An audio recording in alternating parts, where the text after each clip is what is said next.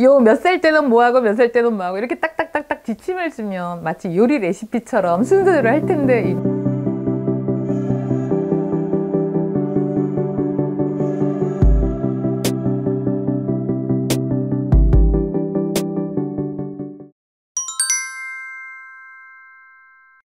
아이의 사회성 발달의 가장 기본은 아이와 엄마 아빠하고의 관계, 그 중에서도 주 양육자 역할을 하시는 엄마하고의 관계가 결국은 사회성의 관계하고 바로 직결이 돼요. 그래서 아이의 사회성을 걱정하시는 분들은 집에서 엄마나 아빠하고의 상호작용 모습을 보면 엄마 아빠하고 상호작용이 원활하지 않는 경우가 더 많아요. 일상의 대화를 나눈다는 건 엄마 이게 뭐야? 그럼 엄마도 설명해주고 아 그래서 그렇구나. 엄마는 어떻게 생각해? 이렇게 주거니 받거니 주거니 받거니. 요즘 티키타카라고 하나요? 이게 잘 되는 게 사회성의 기본이잖아요. 그래서 집에서 엄마랑 아빠랑 그런 사회적인 대화가 가능하면 유치원 가서도 그게 되게 가능해져요. 예를 들면은 상담실에 보통 아이들이 놀이치료를 많이 받으러 오잖아요. 유아기에. 일주일에 한 번 누구랑 놀아요? 치료사, 성인인 치료사하고 놀아요. 그쵸? 그러면 그 속에서 아이가 뭔가 심리적인 상처감이나 좀 심리적인 불안정감을 해소를 하는데 해소하는 데만 초점 맞춰져 있는 게 아니라 치료사인 저하고 아이들이 이런저런 대화를 나눠요. 저는 정말로 아이의 마음에 궁금해요. 호기심이 있어요. 그래서 너가 친구한테 친구가 너 안 논다고 그래서 되게 속상했다며. 그래서 너 어떻게 생각했어? 그래서 다음날 가서 친구한테 뭐라 말해주고 싶어? 그러면 너도 그 친구 미운 마음 들었을 텐데 그럼 그 친구한테 다시는 안 논다고 할 거야? 아니면 그 친구가 너랑 다시 재밌게 놀았으면 좋겠어? 이렇게 해서 아이의 마음을 자꾸 끌어내요. 근데 그렇게 제가 대화의 모델을 보여주는 거죠. 그 다음에 이제 또 하는 게 이제 역할극을 하는 거예요. 다음날 만났어. 내가 그 친구 알게. 너가 나한테 한 말 해줄래? 이런 식으로 또 역할극을 해요. 성인인 저하고 역할극을 해요. 또 대화도 나눴어요. 근데 이런 과정들이 일정 기간 누적이 되면 놀이치료 몇 달 받았더니 애가 어린이집에서 되게 좋아졌더라. 이렇게 피드백이 오거든요. 그 이유는 성인인 저하고 아이가 사회적인 관계에서 어떤 대화를 나누고 어떻게 마음을 나눠야 되는지를 배우기 때문이에요.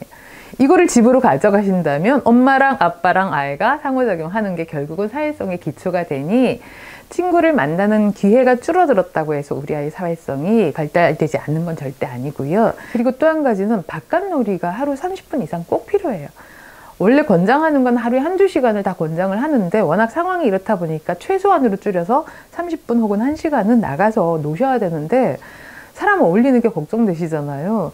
저는 저 나름대로 강의나 책에서 늘 틈새 시간에 사람 없는 공간에 꼭 데리고 나가서 신체 활동 놀이를 해야 된다는 걸 늘 강조를 드려요. 네, 그럴 때 많이는 못하지만 또 한 명 정도 와가지고 마스크 잘 쓰고 그쵸? 또 놀면 아이들 사회성 발달 잘 될 겁니다. 그래서 어떤 상황이 와도 우리 아이가 또 잘 적응해야 되는데 그 틈새를 보면 우리 아이 발달을 잘 도와줄 수 있는 방법은 항상 있으니 이런 것들 좀 아시면서 잘 활용하시면 좋겠습니다. 네.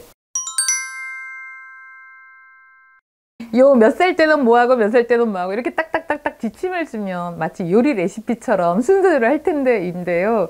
안타깝게도 사람은 그렇게 기계화된 존재가 아니에요.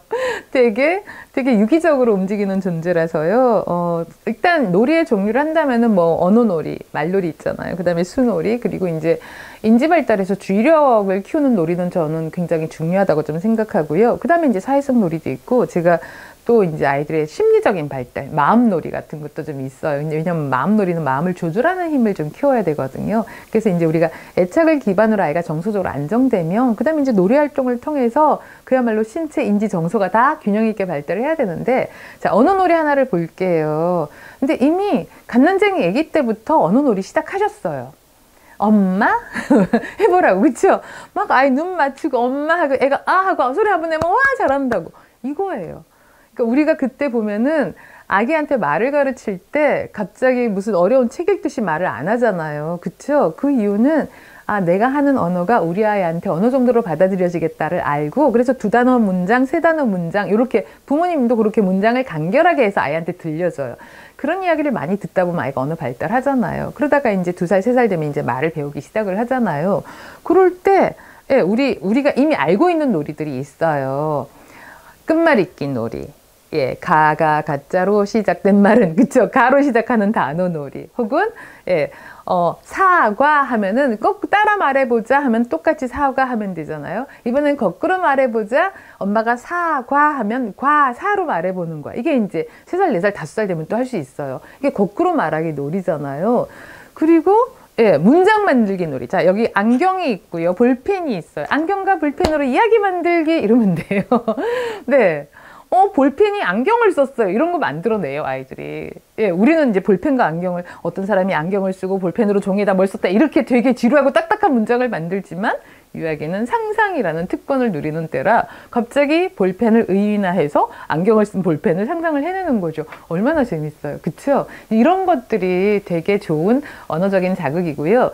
제가 특히 이제 요즘 우리나라에 몇 년 전부터 수학 포기자, 수포자의 경향성이 너무 강해져서 되게 안타까워요. 왜냐하면 수학이 보통 우리가 수를 가르치는 게 유아기에 가르치잖아요. 근데 이걸 놀이처럼 가르치지 않으시고 공부처럼 가르쳐서 수세기를 싫어하는 아이는 없었거든요. 덧셈 싫어하는 아이는 되게 많아요. 근데 그 수세기가 곧 덧셈이거든요. 수를 가지고 즐겁게 놀다 보면 수 계산을 저절로 할 수 있는데, 물론 이제 시험을 보기 위한 건 거기서 조금만 더 연습만 하면 되는 거죠. 근데 지금 이 유아기 아이에 숫자 공부해야 돼, 덧셈 공부해야 돼, 이렇게 접근하는 거 이제 문제가 되는 거죠. 그래서 수놀이도 많이 해주세요. 수놀이 늘 할 수 있잖아요. 오늘 우리 반찬이 몇 가지지? 세워보는 거.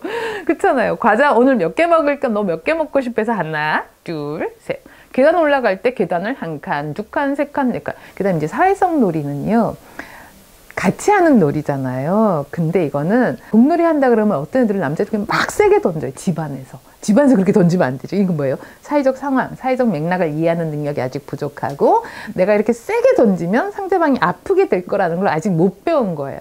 그러면은 그렇게 던지면 아파. 자, 하고 이제 모델 보여줘요. 자, 우리 방 안에서, 집 안에서 할 때는 이렇게 설쪽 톡 하고 던지는 거야. 예. 근데 이제 톡 던지는 것도 조절이 안 되면 굴리기부터 해야 돼요. 그것도 사실은 맞추기 쉽지 않잖아요. 상대방이 받을 수 있게끔 공을 굴리는 것도 방향 조절해야 되고 힘 조절해야 되잖아요. 이제 이런 거에서부터 사회성 놀이가 시작이 돼요. 요즘은 이제 키즈 카페 같은 게 많이 생기다 보니까 놀이는 놀이 시설에 가서, 이런 오해가 있으신데 아니에요. 그냥 일상의 놀이예요. 우리가 일상에 하는 모든 아이의 활동을 놀이처럼 접근하면 이 아이는 훨씬 더 잘 발달한다.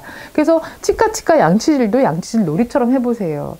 네, 역할 놀이도 해보시고요. 그럼 아이들 되게 잘하게 되거든요. 네, 좀 그렇게 놀이를 좀 편안하게 어떤 형식과 틀을 가진 놀이라고 생각하지 마시고, 일상의 모든 활동을 놀이처럼 해보자, 이렇게 생각해 보시길 권합니다. 엄마 아빠가 입은 좀 아파요. 목은 좀 아프실 수 있습니다. 하지만 우리가 유아기 때 우리가 주는 언어 자극이나 이렇게 여러 가지 놀이 자극들이 결국은 우리 아이의 정서, 인지, 신체 발달을 너무너무 도와주는 거라, 결국은 지금 몇 년간 조금 애를 쓰시면은 나중에는 커가는 모습을 되게 감탄하면서 볼 수 있거든요.